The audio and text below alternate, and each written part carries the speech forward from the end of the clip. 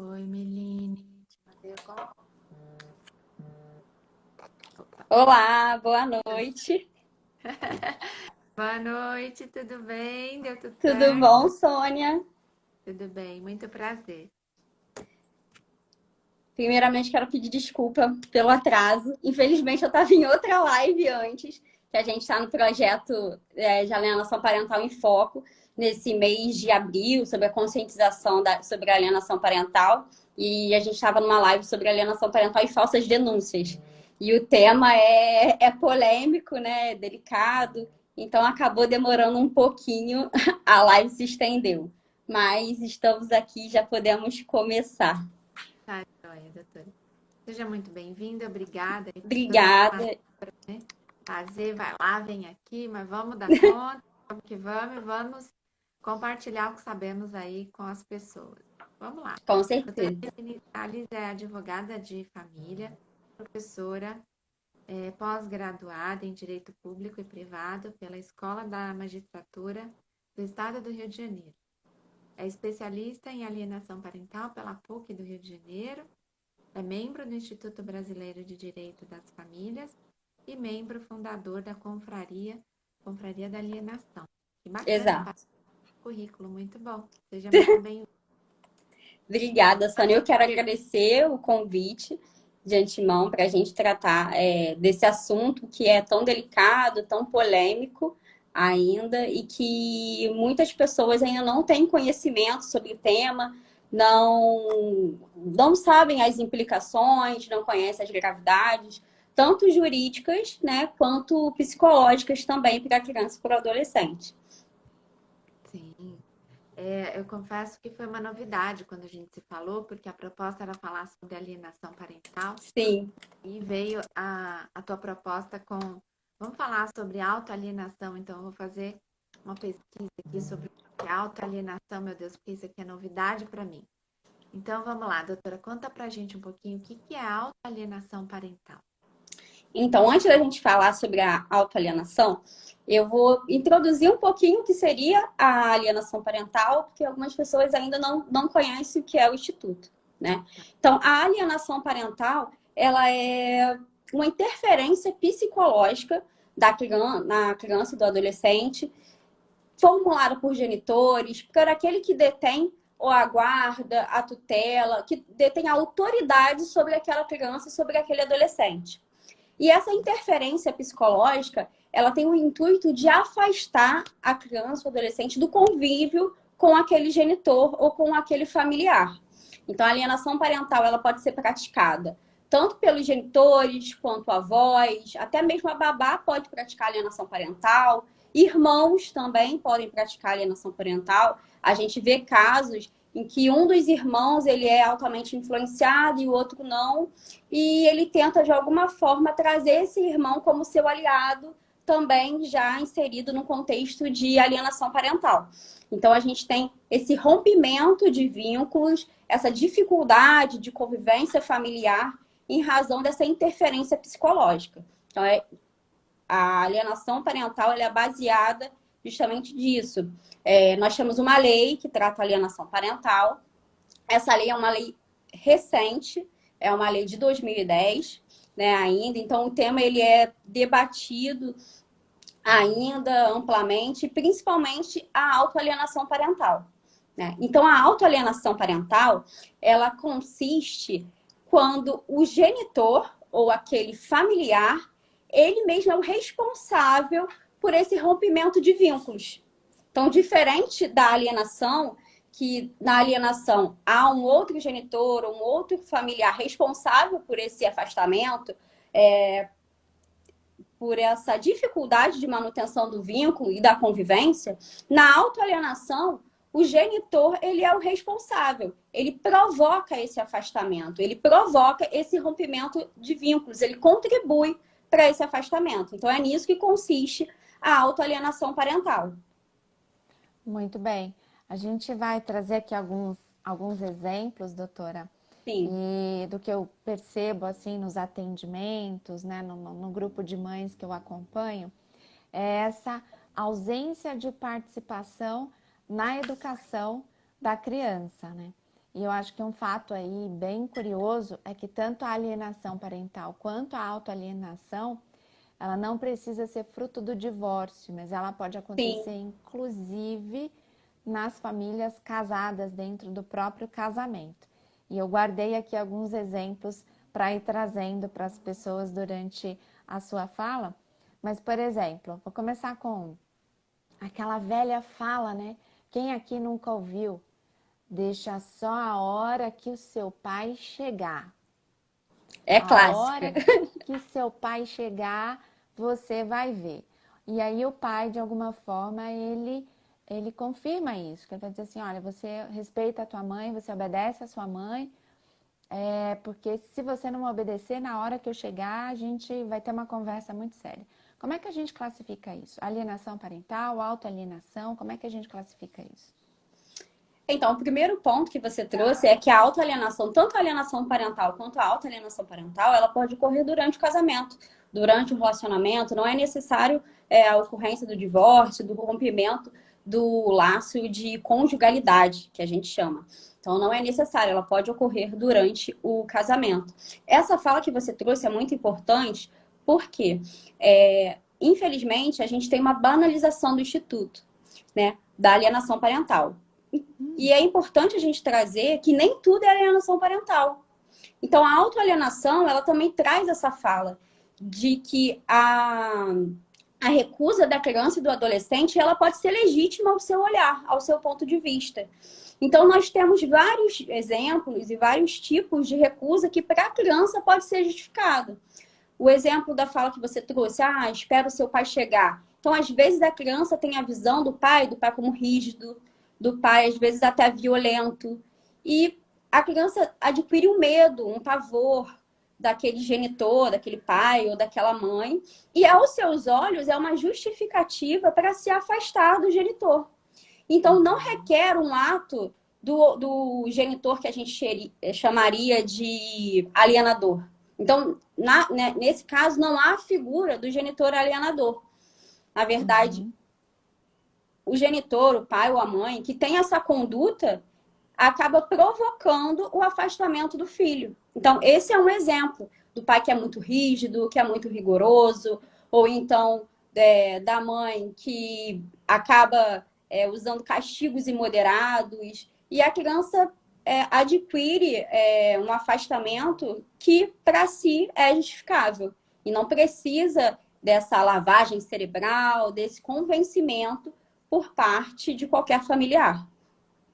É bem interessante, doutora, porque assim, nesse contexto, né, nós temos aqui várias possibilidades, inclusive da própria mãe anular a sua autoridade e a sua capacidade de educar e de impor limites às crianças na presença dela mesma. Então, Exatamente. tudo isso vai depender de como a criança vai interpretar isso no futuro. Porque ela pode interpretar como o pai uma figura de pavor, de autoridade, de medo, mas ela também pode interpretar essa figura como a figura que conseguia, de repente, impor respeito, impor ordem, Impor limites. E impor limites, que a gente sabe que também é uma condição estrutural na educação da criança e que a criança também lê essa imposição de limites como uma demonstração de amor, porque você se importa, você cuida e você sabe também o que fazer, né?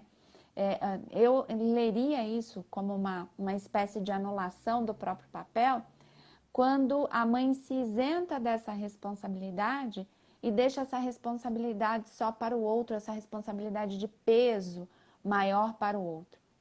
Então, quando a gente vai estudar essa condição de autoalienação, quando a mãe ou o pai diminuem, humilham a tua figura como mãe ou como pai para as crianças, do tipo, eu não presto para nada, eu não sirvo, eu não sou um bom pai, eu não sou uma Essa boa mãe. desautorização dentro do próprio casamento, ela acontece. E ela também constitui um fruto de uma possível ou alienação ou autoalienação, no caso de autoalienação. Então, essa desautorização, ela é grave dentro do relacionamento. E, infelizmente, muitos genitores não conseguem enxergar isso como uma causa de até mesmo um abuso moral, uma violência, uma futura violência psicológica para a criança e para o adolescente, que a gente sabe que traz consequências gravíssimas. Sim, é muito complexa essa condição, porque esses papéis, eles acabam ficando misturados e ficam contaminados pela visão do adulto, quando se diz que o pai é bom, que a mãe é boa, que um é ruim ou que o outro é bom. Então, isso é muito importante para a construção de identidade da própria criança e de como ela se identifica com o mundo no futuro, com esses pais rotulados a partir não dos olhos dela, mas dos olhos de outras pessoas, como você mesma diz, da babá, às vezes da avó, às vezes da tia, que vai colocando rótulos nesses pais. Vamos lá, vamos passar para a próxima pergunta, doutora. Quando a rejeição do genitor configura a autoalienação? Então, Sônia, como eu já trouxe, existem vários exemplos de condutas que elas podem ser enquadradas no conceito de autoalienação parental. Um exemplo significante é no caso da família reconstruída. Então, por exemplo, quando o pai ou a mãe, os pais separados, o pai ou a mãe, ela começa um novo relacionamento. Então, existe, às vezes, a necessidade daquele genitor que está construindo uma nova relação inserir a criança ou o adolescente nessa relação. No entanto, isso não se dá no tempo da criança e do adolescente, né? Então, é o que a gente chama de famílias instantâneas, né? O pai ou a mãe configura aquela família e quer que a criança participe instantaneamente sem considerar o tempo que a criança tem para se adaptar a esse novo formato, essa nova configuração familiar. Então, às vezes, a recusa da criança e adolescente se dá de forma justificada. Ela não se insere ainda naquele contexto familiar.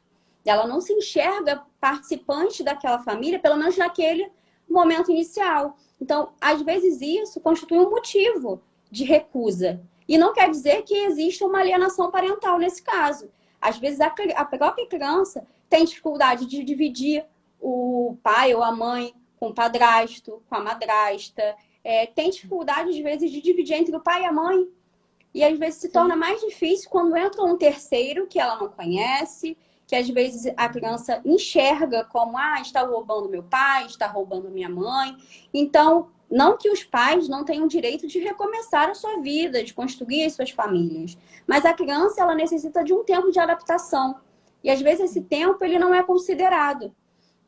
Então, esses atos, essa necessidade de participação, de convivência com o padrasto, com a madrasta, isso pode configurar uma autoalienação parental. Que a criança, ela tem uma recusa justificada. E, às vezes, o genitor não entende, né? Que a criança... Aí é mais fácil, Sônia, a gente imputar ao outro a culpa do que reconhecer as nossas próprias falhas. Então, a autoalienação parental, ela é justamente isso. Eu não enxergo o meu erro, eu não consigo entender que a minha conduta, que o meu comportamento pode ser falho e pode estar causando aquela recusa do meu filho de conviver comigo. E eu imputo a outra pessoa, ao outro genitor, a responsabilidade ou a culpa desse afastamento. Sim, claro. É muito comum as pessoas colocarem a responsabilidade nos terceiros, né? Se olhar e considerar aí a sua responsabilidade nessas falhas é um ato de muita, como que eu posso dizer, de muita evolução, de muita maturidade. Evolução pessoal. Evolução pessoal, você sabe que falta muito, né, doutora? Falta Sim. muito, porque assim, para a pessoa olhar para isso e se perguntar o que é que eu preciso fazer, o que foi que eu fiz de errado, qual é a falha aqui, como que eu, como pai, como mãe, estou passando, educando o meu filho para o mundo. Essa é uma condição muito delicada e muito necessária para a nossa sociedade, né? E nós temos outros vários exemplos. Eu vou trazer aqui alguns que são os mais comuns, Sônia. Então, por exemplo, a gente tem o abuso do direito de conviver. Então, às vezes, o pai e a mãe, ansioso por aquele convívio, né, quer dividir o tempo igualitariamente.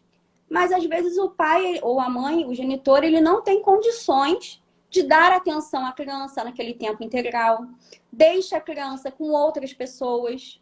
Ele não exerce a convivência por aquele período que ele exige. Então, a criança, ela se vê abandonada, ela se vê descuidada, ela passa a não querer mais ficar com aquele genitor durante aquele tempo. Porque, de fato, ela não está com aquele genitor. Então, às vezes, simplesmente,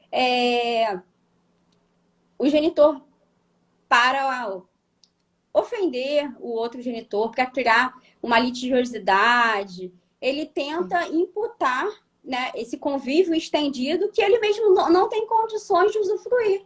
Não tem condições de cuidar daquela criança pelo tempo, né, de convívio que foi estendido. Então, às vezes, vale mais a pena a criança ou o adolescente estar sob o cuidado dos genitores, que têm uma flexibilidade, que têm condições de cuidar, de dar atenção daquele tempo, do que com o outro genitor.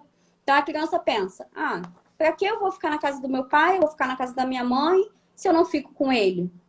Se eu fico na casa de uma outra pessoa que às vezes eu sequer conheço. Então, isso é um outro motivo que afasta a criança do genitor. E, doutora, como é que fica essa condição? Porque, de repente, a criança, com a sua imaturidade, com a sua idade peculiar ali dela, né? Ela tá ali no meio desse bololô todo e, de repente, os direitos dela não estão sendo respeitados. Como é que a criança, de repente, pode reivindicar os direitos dela?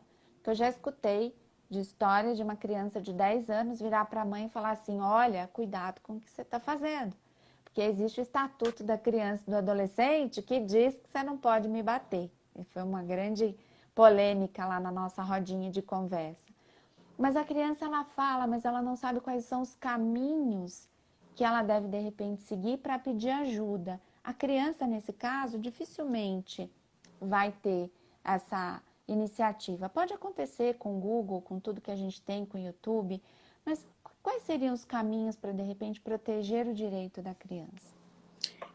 A gente tem uma rede ampla de proteção que a criança ela pode procurar, como Conselho Tutelar, Ministério Público, mas como você exatamente falou, né? É muito difícil a criança procurar. Então, às vezes, a criança acaba procurando a escola, que também faz parte dessa rede de proteção, ou então, às vezes, algum hospital, algum médico, quando são casos mais graves, de maus tratos, de abuso, até o próprio hospital, o próprio médico tem a obrigação de denunciar, né? Então, a gente tem uma rede ampla de proteção à criança e adolescente.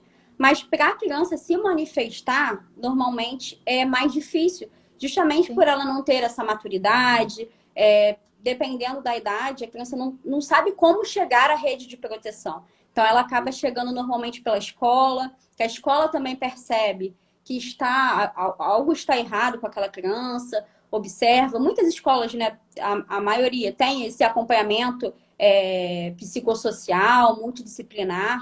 Então, a escola acaba sendo o principal ponto da rede de apoio para chegar ao Conselho Tutelar, chegar ao Ministério Público e, de fato, ter alguma ação que ajude a efetivar os direitos da criança e do adolescente. Muito bom. Interessante, porque as escolas, de repente, precisam estar melhor preparadas para atender essa demanda, né? Porque é uma lei tão recente, de 2010, com esse assunto sobre alienação parental, e até foi bem interessante, doutora Meline, porque uma das mães do grupo da Escola de Mães e Pais disse o seguinte, Sônia, quando eu li alienação parental, eu não entendi nada. Então, a gente precisa encontrar formas de explicar isso para as pessoas, encontrar uma terminologia ou traduzir isso na confraria, lá na página no Instagram, eu aqui também, doutora, para explicar para as pessoas o que significa isso, encontrar uma maneira de traduzir isso principalmente para o público mais leigo. Por exemplo, lá na Escola de Mães e Pais eu falo de educação parental. Se eu usar essa terminologia, educação parental, poucas pessoas entendem o que eu quero dizer. Assim, algumas pessoas acabam não entendendo, né? Quando a gente usa a expressão alienação parental, isso, como você mesma disse, é uma lei muito recente, de 2010. Ela está aí há uma década praticamente, uns 11 anos. tem pouco tempo, ela está começando, está tudo começando. As pessoas não têm acesso a isso. Então, falta muita informação. E eu acredito que as escolas também tenham necessidade de identificar esses sintomas, de acolher a criança, de escutar a criança, de buscar os órgãos responsáveis, porque eu ainda percebo uma sociedade muito assustada, com muito medo. Ah, mas se eu chamar a mãe, ah, mas se eu chamar o pai, ah, né, quais os caminhos a escola, de repente, tenha que seguir. Então, eu acredito que tenhamos aí um longo caminho a se percorrer nessa disputa pela criança. Não, com certeza, Sônia. Na verdade, o que a gente fala muito até na página da confraria, o que a gente utiliza muito, é até uma hashtag, né, nossa, assim, eu acredito em capacitação. Então, essa dificuldade que você está narrando não é só uma dificuldade da escola, a gente encontra essa dificuldade no próprio Poder Judiciário. A gente encontra essa dificuldade no dia a dia, porque muitos profissionais não são capacitados. Tanto advogados, psicólogos, juízes, eles não são capacitados sobre o tema. Então, isso acaba dificultando. E informação é poder. Então, por isso que é tão importante essas lives, esse conteúdo que a gente traz de forma gratuita, né? As redes sociais, ela tem esse poder, né, de atingir um número de pessoas, porque a informação é poder. E com a gente levando informação, a gente consegue proteger, né, aumentar o grau de proteção das crianças e adolescentes e também informar, né, pais, genitores, sobre condutas não só do outro genitor, né, como a gente está trazendo o tema de autoalienação, das suas próprias condutas. É um olhar reflexivo, né, para a gente, do genitor, saber aonde eu estou errando, o que eu posso fazer para melhorar. Será que o erro é meu? Será que a conduta errada é a minha? Então, esse tema, ele é muito importante a nível de informação, de capacitação, e não é tão debatido assim. E principalmente respeitar o direito e as vontades das crianças, né?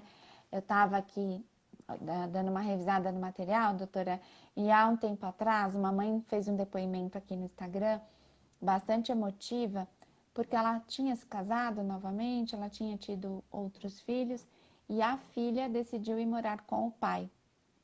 E ela estava assim extremamente culposa, triste, magoada, frustrada, porque para ela a filha ir morar com o pai era uma maneira de dizer que não a amava, que ela era uma mãe ruim e que de repente aquele lar não era o lar que ela gostaria de estar, né?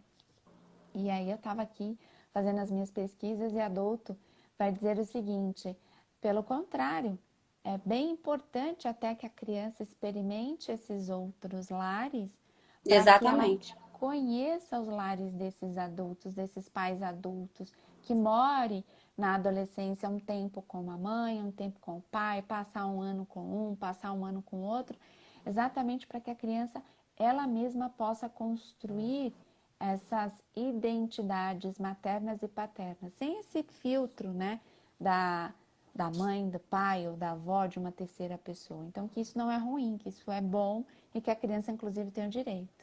Na verdade, era nesse ponto que eu ia entrar, Sônia. A convivência familiar é um direito fundamental, constitucional da criança e do adolescente. Há uma dificuldade dos pais entenderem isso, né? A gente traz também o direito da convivência comunitária. Então, não é só uma convivência familiar com o pai ou a mãe. A criança tem direito à convivência com a família extensa, avós, tios, primos. Isso é muito importante para a construção, para o desenvolvimento saudável da criança e do adolescente. Ter essa percepção de todo, enxergar que ela é amada e que ela é amada tanto pela família paterna como pela família materna. Esse sentimento de inclusão, de aceitação, de amor é muito importante para o desenvolvimento, principalmente na primeira infância. Então, esse ponto que você tocou é fundamental, porque muitos pais eles enxergam o direito da convivência, a visitação, como um direito próprio.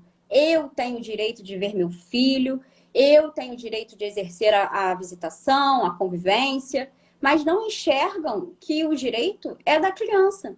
A criança possui esse direito. Então, a gente vê muito litígio, muitas brigas, de um lado, o pai ou a mãe falando que o direito é meu, mas não, o direito é meu, não. E esquecem esse olhar voltado para a criança, voltado para o adolescente, um olhar voltado para uma formação não só física, como desenvolvimento moral, psicológico, isso é muito importante. E às vezes o olhar sobre a criança não é o foco, né? O foco fica ou então no alienador, ou então naquele genitor que é alienado, e tira-se o foco da criança. Essa é uma fala muito importante, porque na maioria dos casos as pessoas olham para as suas próprias necessidades e esquecem de olhar para as necessidades da criança, né? É fundamental que possa fazer essa reflexão de que a criança tem direito a ter contato com o pai, com a avó, com o tio, independente. O que eu percebo, doutora, é quando há esses rompimentos, esses divórcios, esses afastamentos, o pai ou a mãe passa-se a ser uma pessoa assim muito ruim, né? Uma grande vilã. Então, só que sobre a análise do ex-parceiro, da ex-parceira, se torna a grande vilã.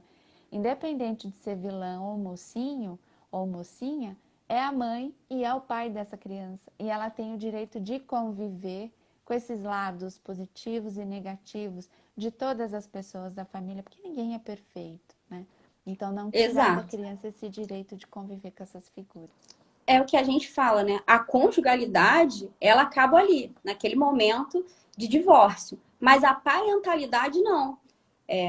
Aquele homem ou aquela mulher vai ser pai, vai ser mãe daquela criança, daquele adolescente pro resto da vida, né? Então, isso não vai ser, esse laço não vai ser desfeito, não vai ser rompido. Então, é importante saber separar o que é conjugalidade, o que é parentalidade, para que a criança possa ter esse desenvolvimento saudável, essa convivência no âmbito, dentro da sua família, né? Da sua família de origem, ou então dentro das suas famílias reconstruídas, que seja. A criança tem que estar inserida nesse contexto familiar.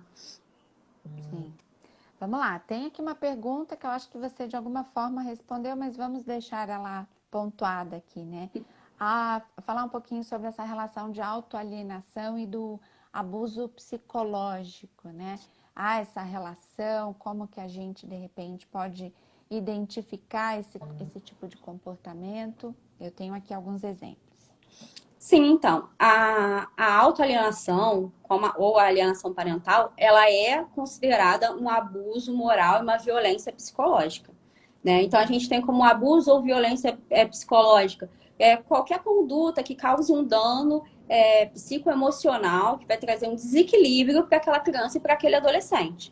Então, tanto a lei de alienação parental quanto a Lei 3.341 de 2017, que vai tratar sobre um sistema de garantias de direitos da criança e do adolescente, ela traz a violência psicológica, né, alienação parental, autoalienação parental, como violência psicológica e como abuso moral. Então, assim, não é uma construção, é taxativo na lei. E o que é importante é resguardar essa criança e esse adolescente desses atos, né, desses abusos emocionais. Infelizmente, muitas pessoas não consideram a gravidade da violência psicológica, né? Sim. A violência física a gente consegue enxergar, né? A gente consegue ver marcas, mas a violência psicológica não. Então, assim, muitas pessoas ainda têm muito preconceito, né? Com psicólogo, com psiquiatra, não dão importância ao acompanhamento, né? Então, a violência psicológica, por não deixar marcas tão evidentes, ela acaba sendo negligenciada. Mas a lei traz, né, como a alienação parental e a autoalienação parental como abuso moral e como violência psicológica. Lembrando que, nesses casos, aplicam-se também algumas medidas protetivas que a gente vai ter no Estatuto da Criança e do Adolescente, no artigo 101. A gente tem algumas medidas para os pais irresponsáveis do artigo 129. A gente vai ter também o próprio artigo 6º da Lei de Alienação Parental, que traz algumas medidas, né, que pode ser aplicado nesse caso também. Então, a gente tem várias medidas, né, que podem ser aplicadas no caso de alienação parental, no caso de autoalienação parental e de abuso psicológico também. Doutora, fica aqui uma observação, né, de que a criança, exatamente por essa dificuldade de verbalizar e de até identificar o que é uma conduta, um assédio, um abuso psicológico, um abuso moral, ela começa a mudar comportamento. Então, quem estiver por perto precisa fazer uma observação sobre mudança de comportamento. O corpo fala. O corpo fala, perfeitamente, exatamente isso, para ficar atento à questão dos comportamentos também físicos da criança, né? Então, é muito comum que a criança reclame muito de dor de barriga ou de dor de cabeça, que são dores que às vezes você não tem uma febre, você não tem uma evidência médica, mas que a criança diz que está sentindo aquela dor. E aí é muito comum que as crianças elas acabem fazendo uma espécie de solicitação recorrente às enfermarias das escolas. Né? Que interessante, porque elas entendem que ali tem médicos, que ali tem pessoas que podem cuidar delas. Protegê-lo. Que tem alguém que possa protegê-lo. Essa repercussão no comportamento é muito importante também. A gente tem algumas condutas de regressão do comportamento. Então, às vezes, uma criança que não chupava chupeta, volta a chupar chupeta. Uma criança que não tomava mamadeira, volta a tomar. Ou então a fala volta a ser mais infantilizada. Né? Existem várias repercussões. Crianças que chegam ao ponto de se automutilar. Sim. Né? Então, as repercussões, às vezes psicológicas, elas acabam também se tornando físicas, né? Porque, como você falou, a criança pode manifestar algumas irritações, algumas doenças menores, ou pode chegar a se automutilar também. A gente também tem as questões de transtorno de sono, as mudanças comportamentais com relação à alimentação. Algumas crianças passam a comer mais, outras crianças param de comer, mas é importante que, principalmente as pessoas que estão próximas, possam fazer essas observações comportamentais exatamente para ajudar a criança. Porque às vezes a criança ela não consegue pedir ajuda, porque ela não elabora esse cenário de uma maneira objetiva e clara para o adulto. Mas ela consegue manifestar isso através dessas mudanças físicas e principalmente na escola, com os resultados escolares e comportamentais. Dificuldades de relacionamento, apatia, isolamento, são alguns comportamentos que podem acontecer com as crianças que de repente estejam sofrendo algum tipo de violência psicológica ou algum tipo de abuso, né? Então, é importante a gente ter essa informação. É importante a gente destacar também, Sônia, que a criança ou adolescente ele pode manifestar atualmente, né, alguma consequência da violência psicológica, como pode trazer também algumas consequências futuras, né, como baixa autoestima, dificuldade de socialização, fobia social, depressão. A gente tem várias consequências, até dificuldades de se relacionar amorosamente, né? A gente tem várias dificuldades e consequências futuras. Às vezes aquela criança ela não se vê digna de amor, ela não se acha merecedora desse amor quando criança, quando adolescente, e ela vai reverberar no seu futuro com essa dificuldade de socialização, de ter um relacionamento. E às vezes as pessoas não fazem essa ligação. Sim, sim. Essa questão da repetição de ciclos, ela é bastante clássica, né? Ela é muito comum. Então, quando o paciente chega para a psicoterapia, a primeira coisa que a gente vai investigar é o histórico familiar. Como é que é o histórico familiar? E essa possibilidade de repetição desses ciclos ou de simplesmente entender que esse é um padrão de vida, que as coisas funcionam assim, que as coisas devem caminhar dessa forma. Isso é muito comum.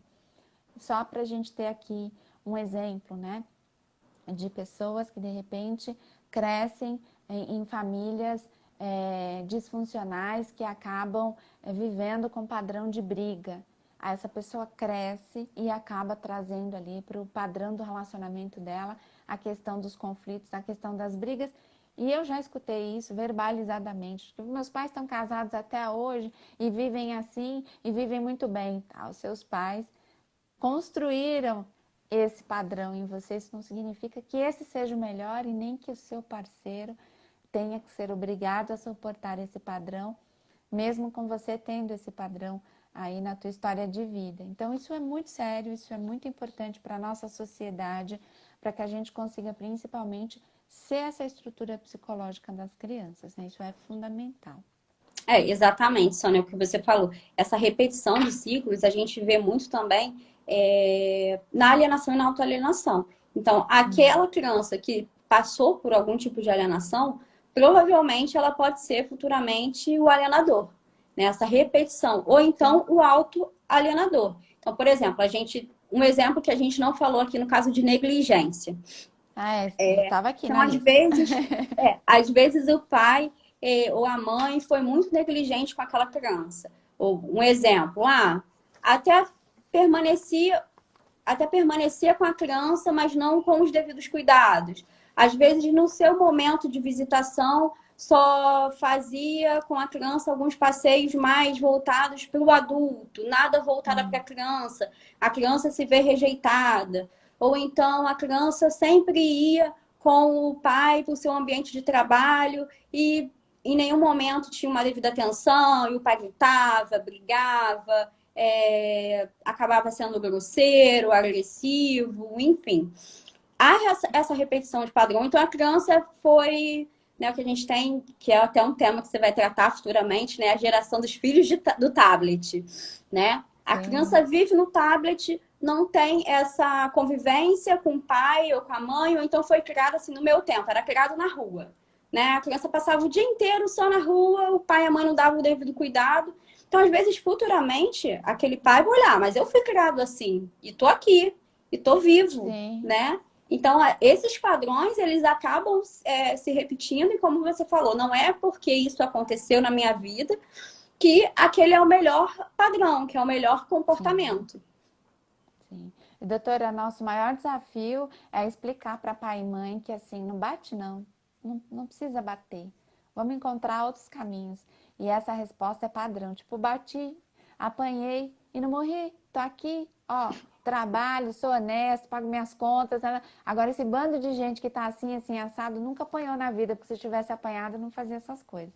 Então, explicar para as pessoas essa condição de que assim a vida mudou, as coisas mudaram e olha como mudou, né? Essa questão polêmica que eu compartilhei aqui de que uma garotinha lá dos seus 10, 11 anos virou para a mãe e disse: olha, toma cuidado com o que você faz, porque existe uma coisa chamada Estatuto da Criança e do Adolescente. Então as crianças estão mais conectadas, a informação ela está mais acessível para todo mundo. Então as crianças são pessoas mais conscientes dos seus direitos, né? Então, é muito importante que a gente invista em informação, em conhecimento. Porque quando você diz aqui, o filho do alienador tende a repetir esse padrão de comportamento, ele tende a repetir por pura ignorância, né? Até por uma ignorância de autoconhecimento. Eu não me conheço o suficientemente, eu não conheço a história da minha família. Eu estou aqui reproduzindo simplesmente o que me ensinaram sem questionar o que me ensinaram. Às vezes, como você falou, falta o autoconhecimento. A pessoa ela não sabe como aquilo foi maléfico para ela, está sendo maléfico ainda e age sem reconhecer, né, o seu próprio erro, sem reconhecer como aquilo afetou negativamente a vida dela. Sim. E essa falta de informação faz com que ela repita, né? Com que ela continue estendendo isso, que é uma pena, um prejuízo para todos nós. Vamos lá, vamos para a nossa última questão, doutora. Quais as medidas podem ser tomadas para coibir a autoalienação? No primeiro momento, a gente tem o exercício, né? Não é uma medida, né? Vamos tratar assim, é um desejo, digamos, né? O exercício de forma plena da responsabilidade parental, dos deveres do poder familiar, que é um dever de cuidado, de assistência, de sustento, de educação. Aquele pai e aquela mãe tem que ver a criança como um sujeito de direitos. A criança não está mais como um objeto de desejos, como um objeto de direitos como era antigamente. A criança é um ser em desenvolvimento, a criança é um ser humano que tem direitos a serem reconhecidos, a serem implementados. Então, essa mudança de parâmetro, essa mudança de visão, ela é muito importante. E outra questão, criança dá trabalho. Educar alguém dá trabalho. Então, você tem que ter noção da responsabilidade que você está assumindo. Né? É muito fácil ser negligente, é muito fácil fechar os olhos para os deveres, né, da parentalidade, do poder familiar, mas, infelizmente, ou felizmente, né, requer responsabilidade. E essas responsabilidades devem ser assumidas.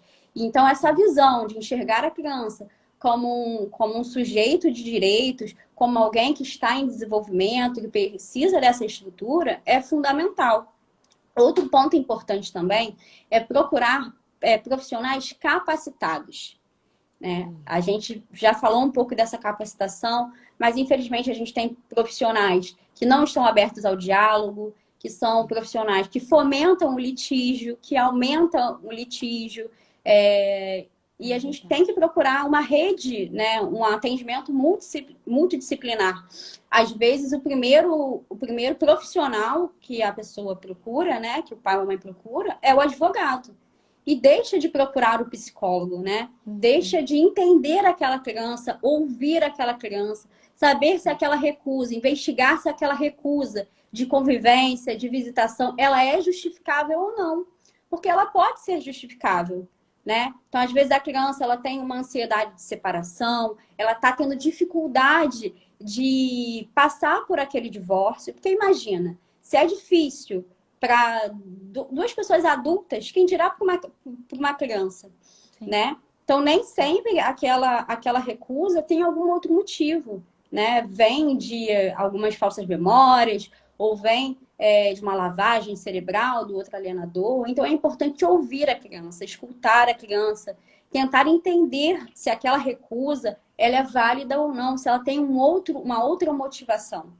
Porque não adianta a gente ingressar no Poder Judiciário, ingressar com ações de alienação parental, acusar o outro de alienação e tirar o foco da criança e não ouvir a criança. Porque a gente não resolve o problema. A criança ela vai continuar sofrendo aquele abuso moral, aquela violência psicológica, aquele vínculo afetivo de relacionamento entre os genitores vai estar rompido. E para você reconstruir esse vínculo é muito, muito mais difícil. É o que a gente estava até falando na live anterior. O tempo da criança não é o tempo do adulto.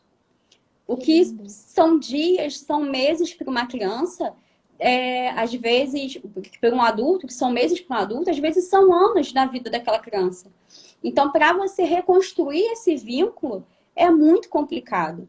Então, acho que falta esse olhar sistêmico, essa atuação multidisciplinar, olhar que nem tudo é alienação parental, né? A gente fala muito de alienação, tá na moda, mas a gente, às vezes, acaba banalizando e deixando de lado a real causa e tratar a real causa. Eu acho que isso é o fundamental, né? Lógico que cabe também, como você falou, o autoconhecimento, olhar para si e enxergar que também somos falhos, que também podemos estar dando causas àquela atitude, àquele comportamento. Falta essa autorreflexão e esse olhar também, que também minimizaria muito esse alto grau de litigiosidade, né? Esse fomento de conflitos, que para a criança viver num ambiente hostil, num ambiente com muitas brigas, isso acaba dificultando o seu desenvolvimento. Então, essas seriam algumas medidas possíveis, né? E dentro das medidas legais, a gente vai ter a aplicação toda do artigo 6º da Lei de Alienação Parental, que é a Lei 2.318, que é a lei que versa sobre alienação parental. Então, dentro do artigo 6º, a gente vai ter a advertência ao genitor, a gente vai ter conscientização, né, que a lei também tem esse caráter informativo, esse caráter pedagógico. Então, a gente tem advertência, a gente vai ter multa, a gente vai ter ampliação do convívio familiar. Então, um exemplo, aquele genitor que brigou para ter aquela convivência equilibrada, mas está sendo relapso, está sendo negligente com a criança. Então, a gente vai mudar essa convivência, essa visitação, né? E a gente tem casos mais extremos, como inversão da guarda. Então, o artigo 6º da Lei 2.318, ela traz diversas medidas que podem ser aplicadas também, medidas legais, e a gente também vai ter, né, o Estatuto da Criança e Adolescente, com medidas protetivas, medidas voltadas aos pais, e é importante a gente destacar a necessidade de acompanhamento psicológico, que a lei, ela traz, né, tanto o ECA como a Lei de Alienação Parental, trazem como uma das medidas o acompanhamento psicológico, tanto das crianças e adolescentes, quanto dos pais também. Então, essa família que é disfuncional, que está cada um fora do seu lugar, ela precisa ser olhada, ser ouvida, ser acolhida para ser reestruturada. Muito legal, né? Doutora, existe aí algum tipo de mediação antes de partir para todo esse tumulto? Aí uma pessoa vem e procura lá a confraria parental, procura a doutora para poder esclarecer dúvidas, e aí assim, os próprios advogados, de repente, a própria confraria, ela propõe uma mediação antes desse caos assim maior acontecer? A mediação é possível, Sônia. Nem sempre é possível, porque, infelizmente, às vezes o grau de conflito é muito alto, né? Então, é difícil você mediar, é difícil você conciliar. Mas eu costumo propor. Então, por exemplo, eu tenho casos que eu entro em contato com a outra parte ou com um advogado. Às vezes você encontra um profissional também capacitado que quer solucionar a questão de forma amigável, de forma pacífica. Então, por isso que eu falei que ter um profissional qualificado, isso ajuda muito, minimiza muito essa violência, essa degradação dos laços afetivos. Então, às vezes, a gente encontra um profissional qualificado e a gente propõe uma mediação, uma conciliação. É possível, em alguns casos, entrar com ações consensuais. Então, às vezes, você estabelecer uma guarda compartilhada, estabelecer um plano de convivência familiar em conjunto. Isso também é possível. Isso, normalmente, eu faço. E eu procuro trazer essa possibilidade de tentar mediar, tentar entrar num consenso e tentar conversar. Eu também sempre indico os meus clientes a procurarem ajuda psicológica. Justamente, né, porque tem que ser uma atuação em conjunto, uma atuação multidisciplinar. Então, eu costumo possibilitar e tentar a mediação, a conciliação, justamente para a gente evitar, até porque, imagina, uma criança que vive nos corredores do fórum. Não é o local para a criança, né? A criança, ela cresce naquele conflito, ela cresce com aquelas brigas. Então, o que a gente puder evitar, o que a gente puder conciliar, né? Então, a gente realiza planos, mediação com plano de convivência, com plano de parentalidade, né? Onde estarão estabelecidas quais as responsabilidades de cada pai. Então, existem pais que conseguem fazer essa distinção. Olha, não somos mais casados, mas somos pais, né? E o nosso filho precisa do nosso apoio, precisa de um lar harmônico. Então, realizam esse plano de parentalidade com obrigações definidas, com a convivência definida. Esse seria o ideal, né? É possível, mas infelizmente a gente ainda encontra dificuldade. Imagino, e muitas. Doutora, muito obrigada pela tua participação, Nada. por esses esclarecimentos. Foi maravilhoso, muito bom. Adorei também. Explicação excelente, muito bom. Obrigada, a gente te espera aqui, te espero outras vezes para você falar mais sobre esses assuntos tão polêmicos e tão necessários, né, de serem compartilhados. Sim. As pessoas precisam desse tipo de informação. Está muito distante desse contato cotidiano, dessa realidade, né? Precisa ir para a escola, precisa ir para onde as famílias estão, precisa ir até as crianças. Isso é muito importante e muito construtivo para a nossa sociedade. Quer deixar um recadinho aí para quem está assistindo, para fechar? Eu quero agradecer o convite mais uma vez, adorei também participar, foi muito bom o bate-papo. Agradecer a todos que estiveram presentes aqui na nossa live, dizer que a live fica gravada, né? Então, quem não conseguiu assistir tudo, a live vai ficar gravada.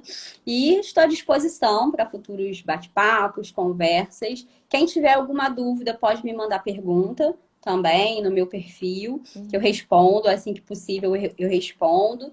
Legal. E é isso, é a gente investir, Sônia, em capacitação, em informação e olhar, mudar o olhar, né, para a criança. Olhar essa criança, esse adolescente, como eu falei, como sujeito de direitos, como um ser em desenvolvimento que precisa desse apoio, dessa estrutura, não só financeira, mas também emocional, de cuidados, né? Que o afeto, ele é um dos nossos princípios jurídicos, né?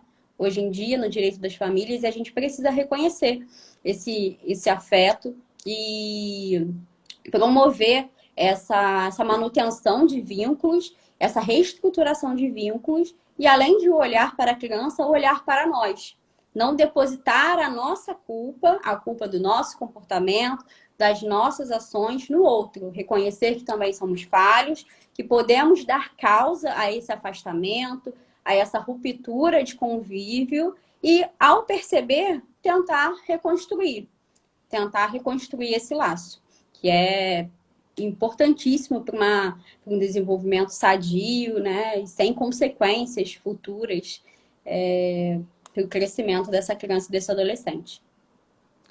Afeto cura, né? Sim. Afeto cura. Então é muito importante que a gente coloque aí uma pitada de muito amor, principalmente pelas crianças que estão aprendendo com todos esses exemplos aí, que a gente possa construir exemplos melhores para as crianças. Doutora, um grande abraço, bom descanso a todos. Obrigada pela Boa noite, obrigada mais uma vez. Semana que vem tem mais. Um beijo, Tchau. viu? Obrigada, tchau. Tchau, Nath.